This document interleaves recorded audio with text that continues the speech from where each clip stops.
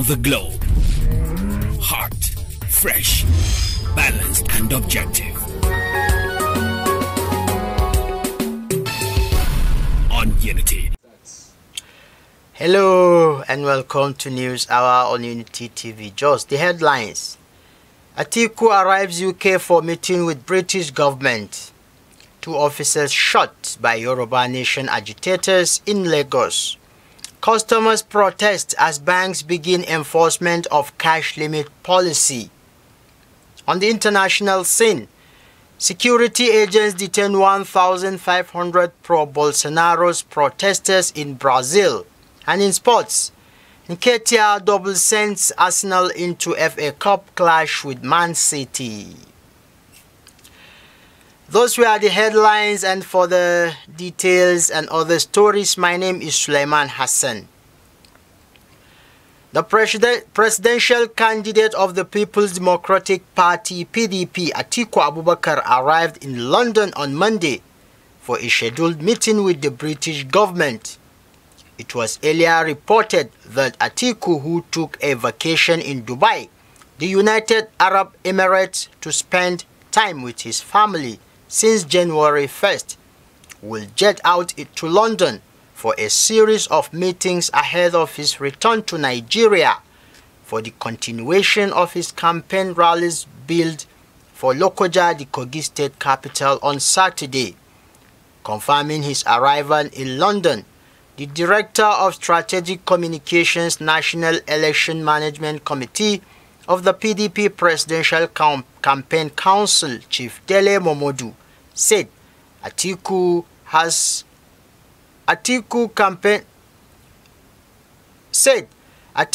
strategic meetings over there and the invitation of the British government, and the meetings will take him about 2 days.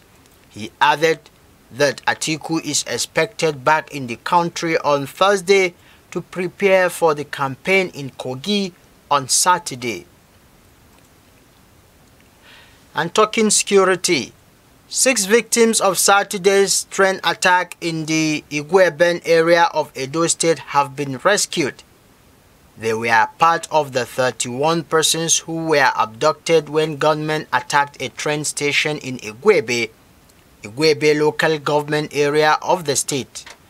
But the Edo State Commissioner for Communication and Orientation, Chris Nehikare, in an update about the incident on Monday, said some of the victims have been rescued.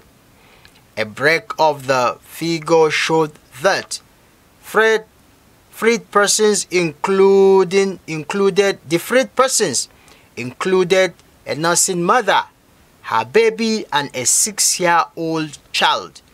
He expressed optimism that other victims will be rescued soon as security agents have doubled down on smoking out the abductors. However, information spilling out late Monday indicated that the kidnappers from Saturday's Igweben incident have contacted some family members of the abductees, and they are demanding 20 million naira per victim. Executive Director, Esan Youth for Good Governance on Social Justice, Benson Odia, confirmed the report of the demand, but the Police Public Relations Officer DSP Chidi Nwabuzo said he will work on the information to confirm whether it is true as at the time of filing this report.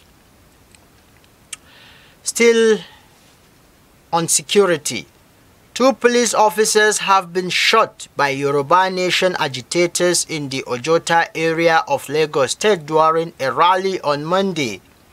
This is according to the spokesperson of the Lagos State Police Command, Benjamin Hondien, who said the 2 injured officers are receiving treatment.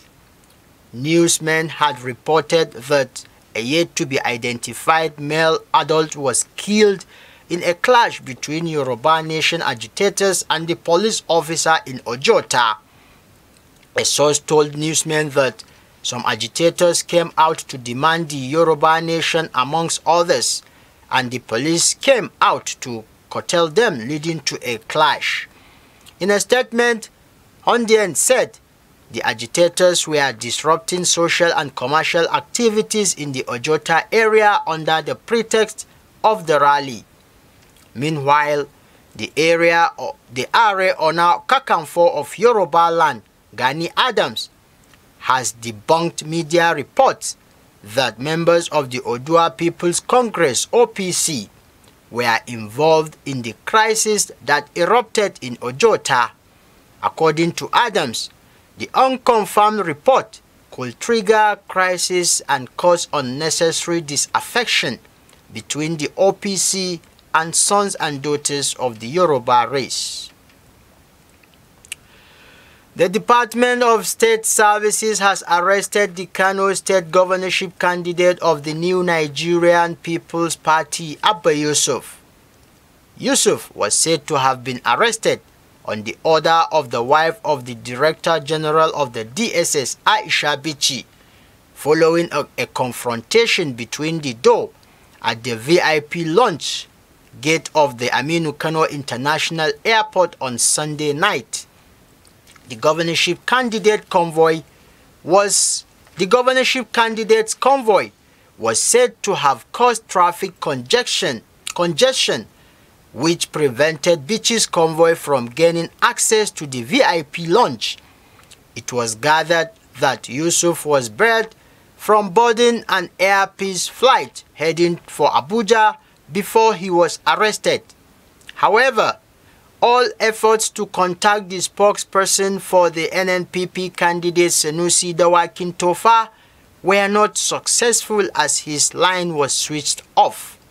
The DSS spokesman Peter Afunanya confirmed Yusuf's arrest, noting that he was arrested for a suspected breach of security and kept in custody respectively. Over 20 deposit money banks on Monday began the implementation of the Central Bank of Nigeria's new cash withdrawal limit policy across the country, with bank customers expressing anger over the new rule. The governor of the CBN, Godwin Emefiele, had on December 21, 2022, bowed to pressure and revised the bank's earlier cash withdrawal limits policy. The CBN reviewed upwards the maximum weekly limit for cash withdrawal across all channels by individuals and corporate organizations to 500,000 and 5 million naira respectively.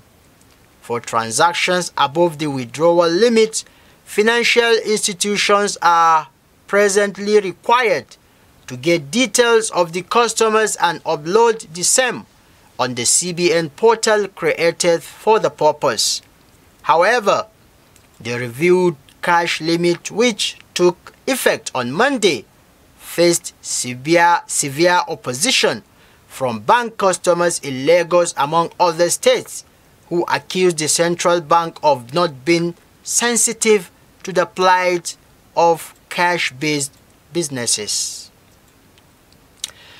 And on the international scene, Brazilian security forces on Monday denied over or detained over 1,500 people in connection with the invasion and rioting at Congress, Supreme Court and Presidential Palace at the country's capital, Brasilia. The rioters, who were the supporters of the far-right former President Jair Bolsonaro, in their 1,000-storm government buildings in the capital on Sunday. Thousands of demonstrators ransacked the Congress buildings and vandalized glasses and valuables at the Presidential Palace and Supreme Court on Monday. Bolsonaro lost the presidential election to left-wing Luiz Inácio Lula da Silva in October after showing unconfirmed claims about voting systems. Many of his supporters have refused to accept the result, and some have been camping outside army buildings around the country calling for military intervention. Bolsonaro has denied encouraging Sunday's attack, saying what happened had gone beyond democratic protest.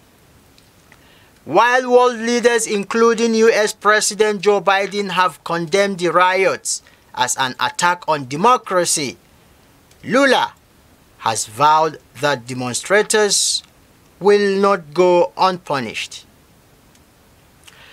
In sports, Eddie Nketiah scored twice as Arsenal set up an FA Cup fourth-round clash away to Manchester City after seeing off third pair Oxford United 3-0 on Monday. Mohamed El Nani's header opened the floodgates at the Qassam Stadium after the Premier League leaders failed to make their breakthrough for over an hour. Nketiah then sealed the win by taking his tally to 4 goals in as many games since the World Cup break. A much tougher test awaits in the next round, when the Premier League top 2 will go head-to-head at the Etihad on the last weekend of January. With this story, we come to the end of our bulletins for now. You can follow us on our social media handles at Facebook, Instagram, Twitter, and the rest of them. You can keep on enjoying the rest of our programs. Unity.